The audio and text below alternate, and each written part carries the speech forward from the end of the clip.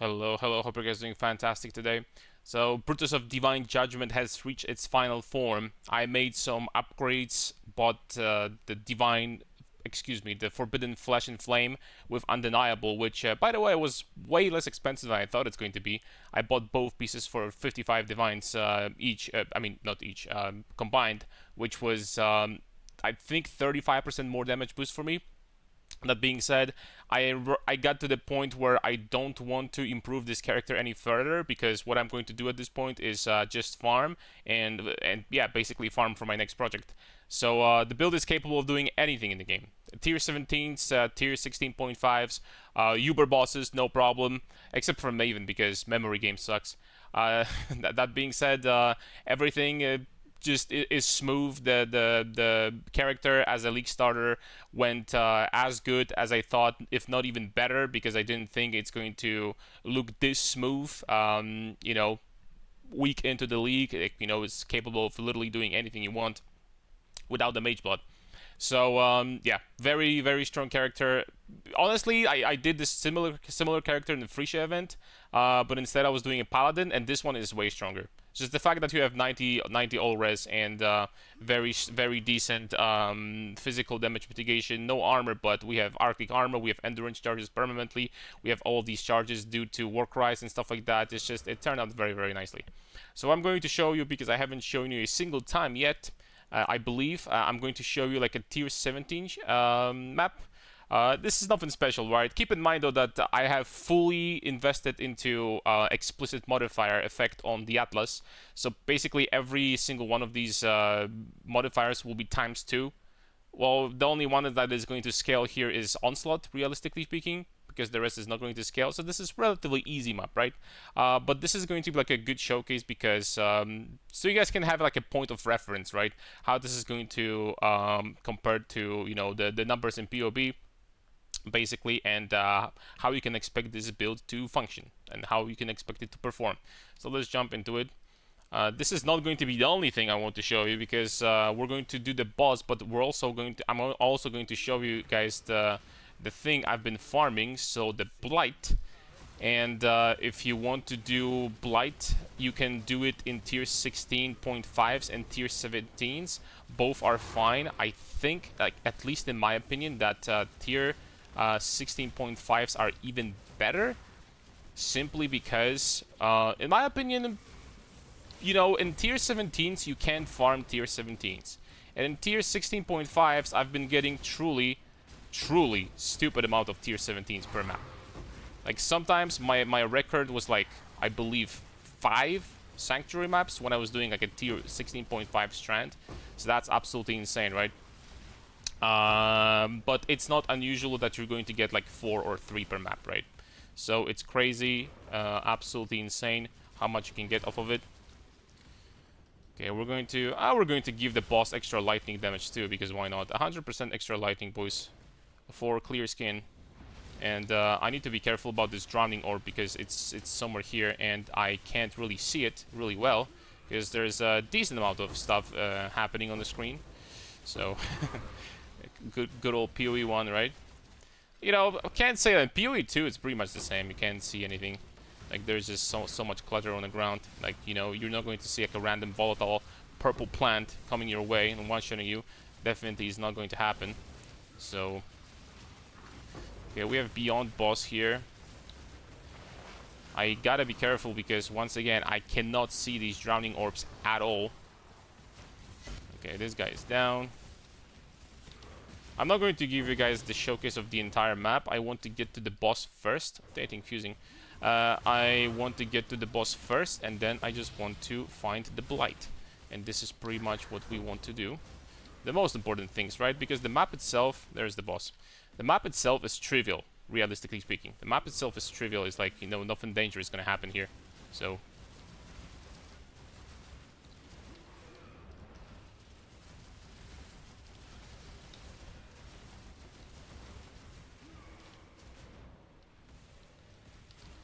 I'm just trying to like be careful about the drowning orbs because I'm going to sit on top of it for too long, and nothing is going to save me, right?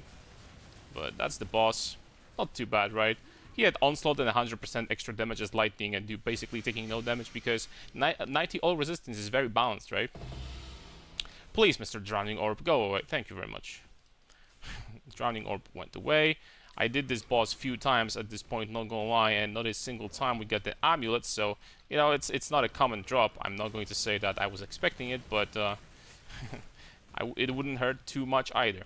Alright, we have Cassia over here, perfect. So the map showcase is not gonna take freaking 5 minutes. I mean, you know, it's not going to take too long. Actually, it is going to take 5 minutes because these blights are long with the combination of scarabs that I'm using. I know these gloves. I mean, I'm gonna pick them up. Why not? There's nothing special over here. Also, I've been farming the altars, not because of these small fragments, because sometimes you're gonna get double maps, double currency, chance to get double currency from these altars or some other stuff. So, all right. Unfortunately, this is not going to be like a great showcase because this blight is extremely weird. It's super short and also has only 4 lanes, so this is not going to be great. But it doesn't really matter. I mean, for the most part, you guys will be able to see what's happening and if the build is capable of farming stuff like that, right? So, in some ways, this is actually harder than normally because the area is really short over here, very narrow. Flexibility here that I have, maneuverability rather. But we should be fine. I need to navigate around these drowning orbs as well. But I don't think this blight is going to be amazing. That being said, I will say that I made absolutely, if you watch the video, the previous video, when I was showcasing the tier 16.5s, I've improved the strategy since then. Something tells me that I won't be able to finish this because the drowning orbs are freaking running all over the place. So we'll see.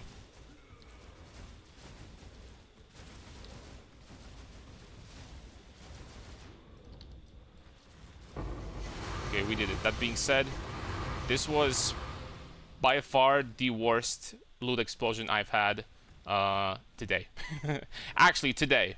This was by far the worst because this was a really short blight. Usually it lasts like from minute to even 2 minutes sometimes, and they drop way more than that. That being said, I'm not going to pick all of that up. I'm just going to cut a video, and in a few seconds we're going to see each other, and we're going to go over POBs. Alright, welcome back. So let's talk about POBs. First up, I'm going to show you my current character, literally the character that I showed you like, you know, seconds ago, and what I've improved since the last video. So the main difference between the previous video and this version, which I would call it like a final version before I'm going to move on, is I dropped this entire area over here completely, which is a very strong area, but I dropped it and decided to go over here and went for a cluster jewel like this. Spell damage cluster jewels are actually very nice because the spell damage gets converted to attack damage at 150% efficiency. So this is, read that basically as 15% increased attack damage, right? And these will also get boosted by the 35%, where's this jewel? This one, 35% increased effect. So basically these becomes 13% spell damage small notes, which is going to turn into what? 19% because it rounds down, so 19% increased attack damage small notes, which is, you know, it's nothing too crazy for strength stackers, but it's a substantial boost. If you're looking for a cluster jewel, definitely the spell damage ones are going to be the best. Unless you're looking for attack speed suffix, then you'll have to go for something else, like for example attack speed with shield. Not the spell damage cluster, but the shield cluster, because this one allows you to get plus the 3% increased attack speed while wearing a shield, holding a shield, small passives. So this is something you need to keep in mind. But if you're not looking for that, then getting something like this, absolutely fantastic. I didn't want to get chaos resistance actually, because I felt like my chaos is fine at this point. I wanted to get something like all attributes or something like that, but you know, chaos, I got chaos resistance. This way I got chaos capped. so always something, right? And I got, as I mentioned before during the showcase, I got Forbidden Flesh, Forbidden Flame with Undeniable. Surprisingly, it was much cheaper than I expected. I thought it's going to be cost like 200 divines or something like that. I spent 55 divines for both combined. So this is huge, right? This is huge. This increased my damage from before that. I think I had like a 15.5 million over when I was going this way. With Undeniable, obviously, and the Cluster Jewel, it jumps up to 20 million with melee hit, and obviously area hit is going to be included as well. Therefore, I have about 50 million Shaper DPS, given the perfect circumstances. The showcase looked kind of low because during the showcase I didn't have flasks at all, and obviously I didn't have them up, I'm pretty sure, and also so that was my bad, right? Because I used flask beforehand, and also the obviously tincture is not going to be up all the time. So if you took away these things, you know, the damage would still be around 30 million ship per day, which is about fine because I was jumping around and then trying to dodge the drowning orbs. So this is about fine. This is about right. And for some reason, from all the bosses that I did in tier 17s, this guy seems to be the tankiest. I don't know, other bosses die like almost like this if I run them without any tank mods. But this boss just freaking stands there and stands there. It doesn't want to die, so so that's one thing I have to say. I don't know if it has more HP compared to the other ones, but for some reason it just, you know, it feels much more tanky. So this is the main upgrade that I did. Other than that, I have, you know, Undeniable is great for another reason. You never have to worry about accuracy again. That's number one. Number two, attack speed is king. Attack speed is king in ARPGs, and movement speed. Movement speed and ability to move throughout the maps is going to be boosted by your attack speed in this game as well. Because the faster you leap, the faster your shield charge, the faster you're gonna move. So this is a really good combo, and pretty much elevated this character to the next level. So I gotta say that. Another upgrade that we had, which actually I didn't buy anything in order to get more power, is we've been leveling up our awakened gems slowly but surely, and at this point they're level 5. Last showcase, I believe, last video, I had my awakened gems at levels like 2 or something like that. This is a pretty big damage loss, right? Because they're all going to be at level 2s, and all of a sudden you can't have fire exposure anymore. So look at that. Just because they went from level 2 to level 5s, that is almost 20% damage boost, right? So level up your gems, boys, because this is going to be like kind of like invisible power that actually is there waiting for you. Just gotta level them up. Of course, I could get Awakened Multi-Strike, and I probably will actually, because there's no reason for me not to get it, because Awakened Multi-Strike is like what, 60-70 divines. I have like 400 divines right now in my stash, because this farming strategy is just like, it's honestly busted. Like I'm getting like 100 divines a day if I'm slacking. But if I'm actually trying to farm more, then, you know, getting 200 divines a day wouldn't be impossible, honestly, with this strat. So that's insane. So I'm probably going to get Awakened Multi-Strike because this will be used for my next character. Of course, you could also get quality on the Divine Smite of Divine Judgment, but this is not going to boost the Smite of Divine Judgment that much, because you will be able to target enemies from further distance. Not a big deal, to be honest. The distance of 5 meters is already insane. It's absolutely insane. The 5 meters is like more than enough, pretty much. I might buy this though, because my next character could be Smite also, depending if I'm going to go for an endurance stacking Juggernaut character or the armor stacker. I'm not sure yet, but we'll see. But these are pretty much the main upgrades. Other than that, I've been getting some like tiny bit upgrades, like for example Corruption on Shield, which is whatever. The better one would be Increased Life probably, but this one is okay. And other than that, I don't think I have anything else. This is pretty much where I'm going to leave this character, and this is going to be the last video from this character. Then I'm going to start making videos from the next character soon, right?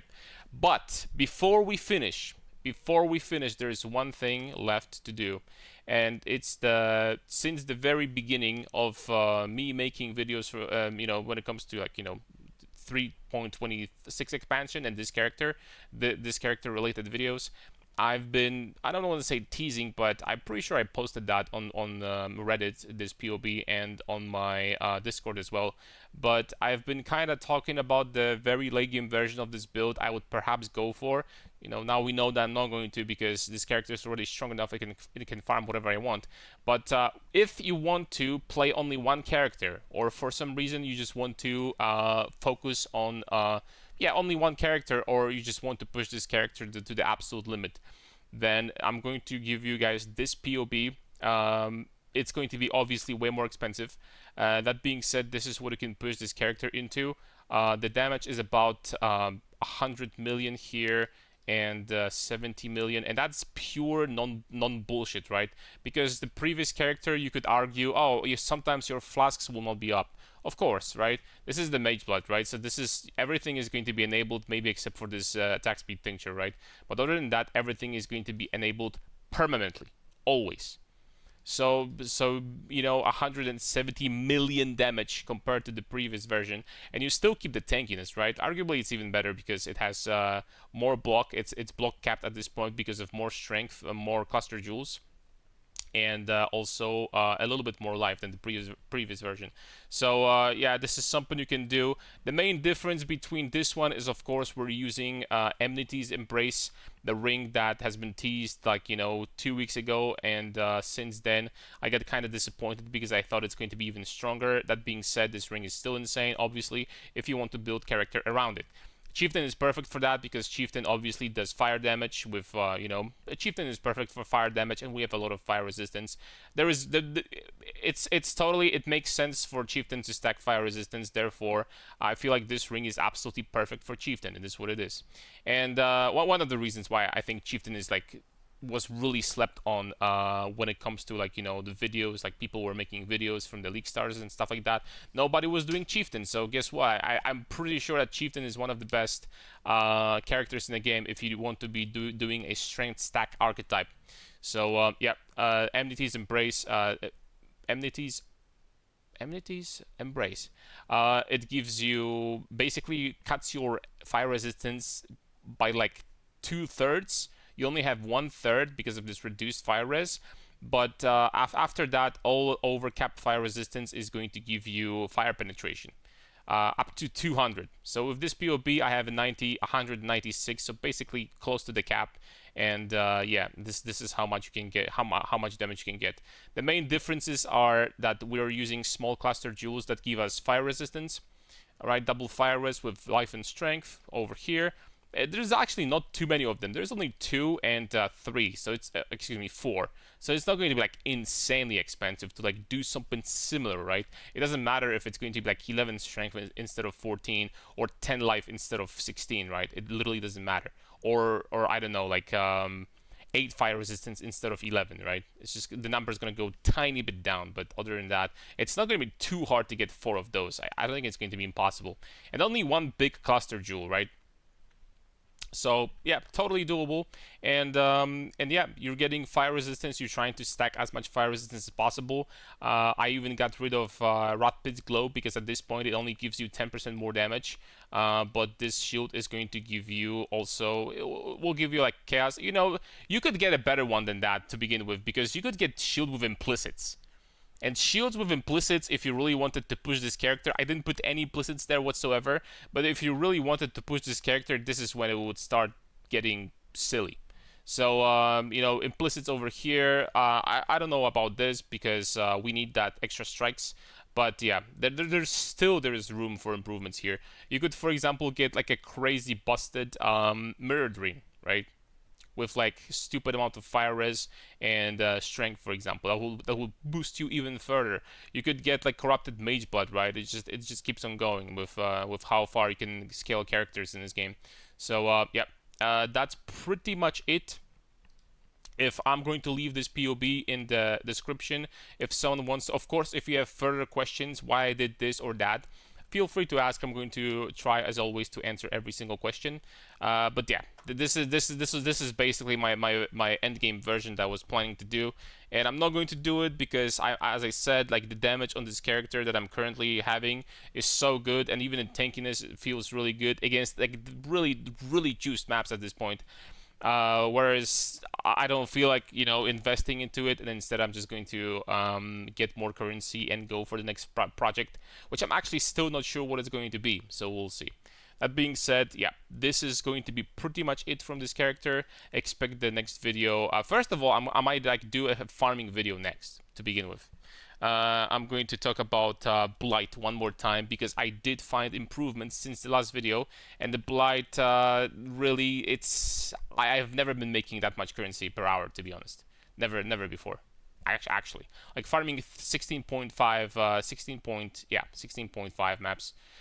You can farm you can farm this on tier 17s as well if you want. I think 16.5s have slight edge because you will be able to get tier 17s there, and you will be getting a lot of them, and I mean a lot. So I'm probably going to make one more video about the blight farming, and after that we're going to jump into the next character, which is going to be hopefully amazing. I hope so.